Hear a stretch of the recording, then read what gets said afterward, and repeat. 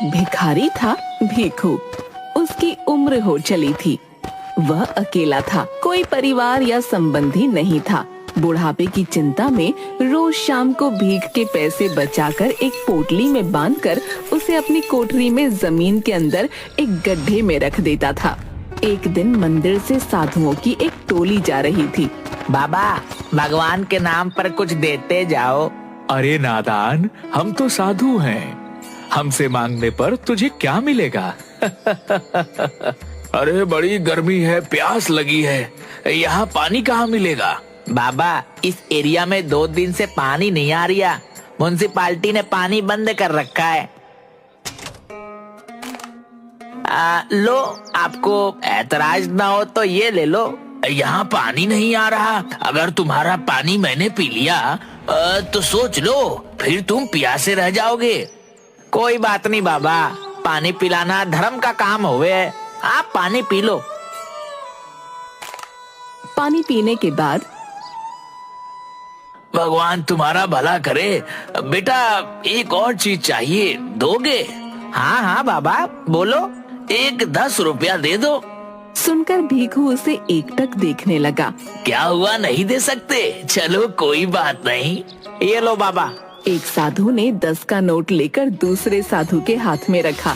दूसरे ने तीसरे, तीसरे ने चौथे और चौथे ने 5वें के हाथ में वो नोट रखा और फिर उसे भीखू को वापस देकर चले गए। रुपए वापस दे दिए भाई, कुछ समझ नहीं आया। रात को भीखू उबासी लेते हुए सारे पैसे जमीन के अंदर गड्ढे में रखकर सो गया। सुबह जब भीखू ने अपनी लाठी लेकर पोटली में हाथ डाला तो उसमें से कुछ सिक्के निकले। रे, इन्हें रखना कैसे भूल गया? उसने गड्ढे में देखा। हैं?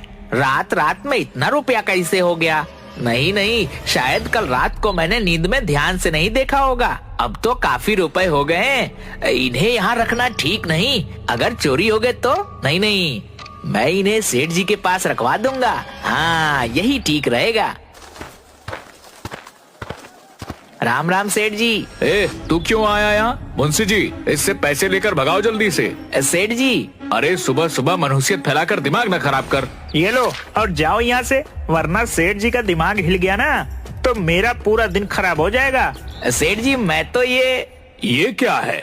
ये मेरी खून पसीने की कमाई है। मैंने भीख मांग मांग के 1-1 रुपया बुढ़ापे के लिए जमा किया है। अबे, ये तेरी कमाई है या किसी की चोरी की है? ना ना, ऐसा मत कहिए। चोरी करूंगा तो भगवान माफ नहीं करेगा। ठीक है, ये पोटली क्यों लाया यहाँ? सेठ जी, मेरी कोठरी तो खुली पड़ी रहती है। किसी को भी पता चल गया तो चोरी कर लेगा। आप इसे मेरी अमानत समझकर अपने पास रख लो। मुझे जरूरत होगी तो मैं आपसे ले लूंगा। रुपए गिनकर बही खाते में इसके नाम से लिख लो। 100, 200, 500, 1000। सेठ जी, पूरे 1000 हैं। सुन भीखू, इतना रुपए पड़े पड़े रखा रह जाएगा। तू कहे तो इन्हें ब्याज पर चढ़ा दूं, अच्छी रकम मिलेगी। पर सेठ जी। अरे तू फिक्र न कर, मैं सब देख लूंगा। तेरी रकम 6 महीने में दुगनी हो जाएगी। ठीक है सेठ जी, मुझे आप पर पूरा भरोसा है। सब आप पर छोड़ता हूँ। हाँ हाँ, तू चिंता ना कर। राम राम।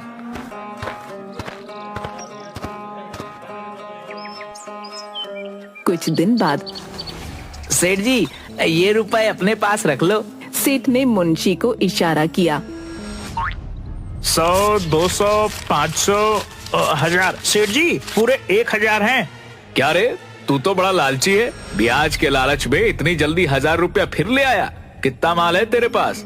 इतने ही है सेठ जी। चल ठीक है, इसे भी ब्याज पर चढ़ा देंगे। कुछ दिन बाद भीखू फिर रुपए लेकर आया। 100, 200, 500, 1000। सेठ जी, पूरे 1000 हैं। इसी तरह भीखू थोड़े थोड़े दिनों में सेठ के पास रुपए रखकर जाने लगा। सेठ जी, आज भी पूरे 1000 रुपए देकर गया है। ये इतना रुपया इस भिखारी के पास आ कहाँ से रहा है? पता नहीं। इतना रुपया तो इतनी जल्दी मैं भी नहीं बना पाता। कोई तो राज है मुंशी, पता लगा। इसकी कोई लॉटरी वॉटरी लगी है या कोई खजाना हाथ लगा है? मैं क्या जानूं सेठ जी। कुछ भी हो, इसका भेद पता लगा, नहीं तो मुझसे बुरा कोई नहीं होगा। मुंशी ने सिर लटका लिया। अगले दिन मुंशी सुबह से भीखू का पीछा करने लगा। भीखू अपनी लाठी और पोटली लेकर मंदिर के बाहर बैठ गया और मुंशी एक पेड़ के पीछे खड़ा होकर देखने लगा। सेठ को भी कोई और नहीं मिला, बिना बात के मुझे इस भिखारी के पीछे लगा दिया। पेड़ के पास बहुत मच्छर थे। अरे बाबा, इतने मोटे मोटे मच्छर हैं, इनको देखूं या उस भिखारी को? एक मच्छर ने मुंशी को काट लिया। आई, काट लिया, मेरा खून पीता है, रुक तुझे बताता हूँ। मच्छर को मारने के चक्कर में वो पेड़ के बाहर आकर गिर गया। हाय हाय, मर गया रे। एक आदमी ने उसे उठाया और भीखू भी वहाँ आ गया। अरे मुंशी जी, आप यहाँ क्या कर रहे हो? क्यों बे, मैं मंदिर नहीं आ सकता क्या? क्यों नहीं, आ सकते हो, जरूर आ सकते हो। वो तो मैंने आपको पहले कभी यहाँ देखा नहीं ना, इसीलिए पूछ लिया। वैसे मुंशी जी, आप गिर कैसे गए? बस गिर गया। अरे हर बात तुझे बताना जरूरी है, बड़ा आया कोतवाल बनने। कहकर वो वहाँ से चला गया और छिपकर भीखू पर नजर रखने लगा। रात को भीखू ने अपनी कोठरी में पैसे गिने। 10, 20, पूरा 25 रुपया हो गया। और उसने रुपए जमीन के अंदर गड्ढे में रख दिए। मुंशी खिड़की के पीछे छिपकर ये सब देख रहा था। अच्छा, तो ये रुपए यहाँ छिपाता है, पर इसके पास इतने रुपए आते कहाँ से हैं? मुझे इससे क्या? मुंशी ने पूरी बात सेठ को बताई। जरूर जमीन के अंदर उस भिखारी को कोई खजाना मिला है, किसी को पता नहीं चले, इसलिए यहाँ थोड़ा थोड़ा रुपए लेकर आता है। सेठ जी, वाह वाह, क्या दिमाग लगाया आपने। मेरे दिमाग में तो ये बात नहीं आई। दिमाग हर किसी के पास नहीं होता, वरना सब सेठ होते। अब चल मेरे साथ। कहाँ सेठ जी? कहा ना, बस चुपचाप चल। दोनों लाठी लिए भीखू की कोठरी में पहुँचे। आई, सेठ जी, कितनी बदबू है यहाँ। भिखारी के घर में बदबू नहीं तो खुशबू आएगी। सेठ जी, आप मुझे यहाँ क्यों लाए हो? मेरा तो दम घुट रहा है। कहकर वो वहाँ से जाने लगा। सेठ ने उसका हाथ पकड़ लिया। अबे जा कहाँ रहा है? जो काम करने आए पहले वो तो कर लें। कहकर उसने मुंशी के हाथ से रुमाल लेकर अपनी नाक पर रख लिया। मैं यहाँ खड़ा रह के ध्यान रखता हूँ, तू गड्ढे में जाकर देख कितना रुपया है। सेठ जी, मैं हाँ तू चल, अब जल्दी कर। मुंशी ने गड्ढे में रखी पोटली निकालकर रुपए गिने। सेठ जी, इनमें तो सब मिलाकर बस 60 रुपया है। क्या बकवास कर रहा है, ध्यान से देख। मुंशी ने ध्यान से देखा। सेठ जी, सच्ची बस 60 रुपया है। सेठ जल्दी से उसके पास आया। उसने पोटली फैला दी। अरे इनमें तो सच में बस इतने ही हैं। मुंशी चल गड्ढा खोद। मुंशी ने पोटली वाले गड्ढे को और खोदना शुरू किया। सेठ जी, इतना गहरा तो खोद दिया। सेठ के इशारे पर मुंशी ने गड्ढे में हाथ डाला। क्या हुआ? सेठ जी, कुछ तो है, बहुत बड़ा है, एकदम मुलायम मुलायम, पर हाथ में नहीं आ रहा। सेठ ने मुंशी को पीछे करके खुद गड्ढे में हाथ डाला। तगड़ा माल है, तगड़ा। उसने जैसे ही हाथ निकाला, उसमें बड़ा सा सांप था। सांप, सांप, सांप! सेठ ने घबराकर सांप को फेंक दिया। गड्ढे में से बहुत सारे सांप निकलकर कोठरी में फैल गए। मुंशी घबराकर बेहोश होने लगा। अबे भाग, नहीं तो सांप डस लेगा। हाँ हाँ, भागो भागो भागो। दोनों जिधर भी भागते सांप आ जाते। पूरी कोठरी सांपों से भर गई। सेठ सांपों के ऊपर से जाने लगा तो गिर पड़ा। उसके सिर से खून बहने लगा और सांप उस पर चढ़ गए। हे भगवान बचा ले, अब कभी लालच नहीं करूंगा, इस बार बचा ले भगवान, बचा ले। अचानक सभी सांप हटने लगे। सेठ जी, चलो जल्दी भागो यहाँ से। दोनों वहाँ से भागने लगे। चौखट पर सेठ ने पीछे मुड़कर कोठरी के अंदर देखा, सांपों को उसकी तरफ आते हुए। ये देखकर सेठ और मुंशी दोनों वहाँ से भाग गए। शाम को भीखू जब वापस आ रहा था तो मोनू दिखा। मोनू, अरे ओ मोनू, कहाँ भागे जा रहा है? जरा रुक तो। मोनू रुक गया। तेरा बाबा कहाँ रहता है? आजकल कितने दिन हो गए दिखाई नहीं देता। बाबा तो बीमार है, 2 दिन से अस्पताल में है। क्या हुआ उसको? डॉक्टर कुछ नहीं बता रहा है, बोला कि जो दवाइयाँ देनी है वो अस्पताल में नहीं है, तुम ले आओ तो तुम्हारे बाबा ठीक हो जाएंगे। बहुत महंगी दवाइयाँ हैं। मैं माधव के पास रुपए उधार मांगने गया था, पर उसके पास भी नहीं है। तू उदास मत हो बेटा, रुपया मिल जाएगा। कहाँ काका, सुबह से 4 लोगों से मांग चुका हूँ पर किसी के पास इतना रुपया नहीं है और बाबा की तबीयत बिगड़ती जा रही है। कितने में दवाई आएगी? 1100 काका, पूरे 1100। मेरे पास तो 20 रुपया है। तो बेटा हो गया रुपयों का इंतजाम। वो कैसे काका? ये ले, इसमें पूरे 20 रुपया है। 60 रुपया और है मेरे पास और तेरे पास 20। काका तो सब मिलाकर खाली 100 ही तो हुआ, बाकी का 1000 कहाँ से आएगा? तू फिकर क्यों करता है? तू जा, मैं थोड़ी देर में रुपए का इंतजाम करके आता हूँ।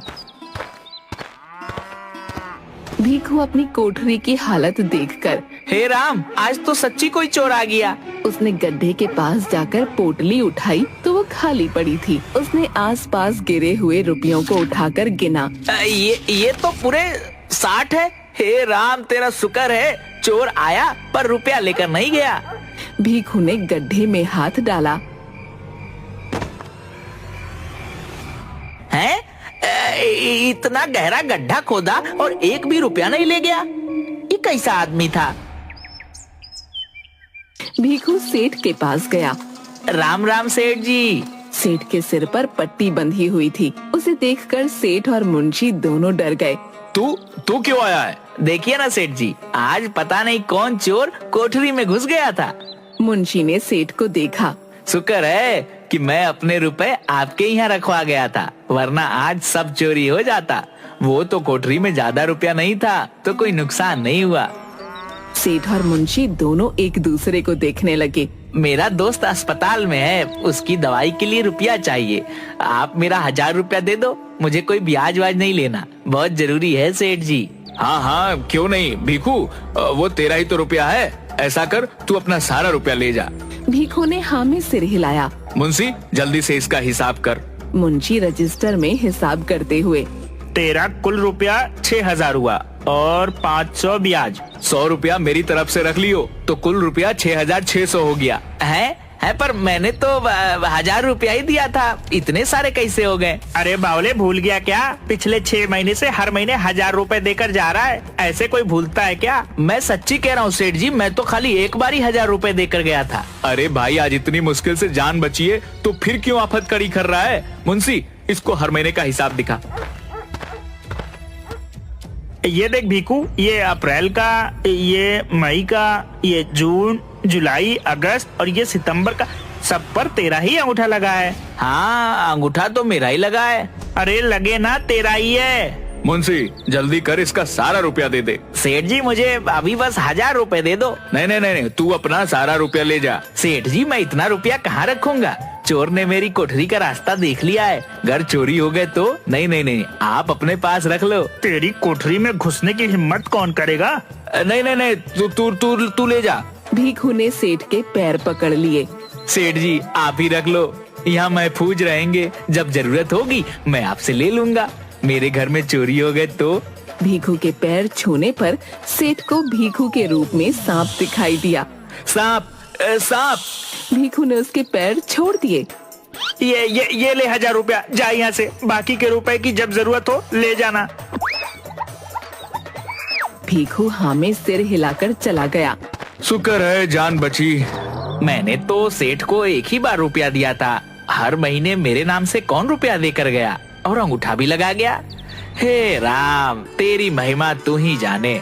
भीखू ने पैसे जाकर मोनू को दिए और इस तरह उसने अपने दोस्त की मदद करके भगवान का शुक्रिया किया।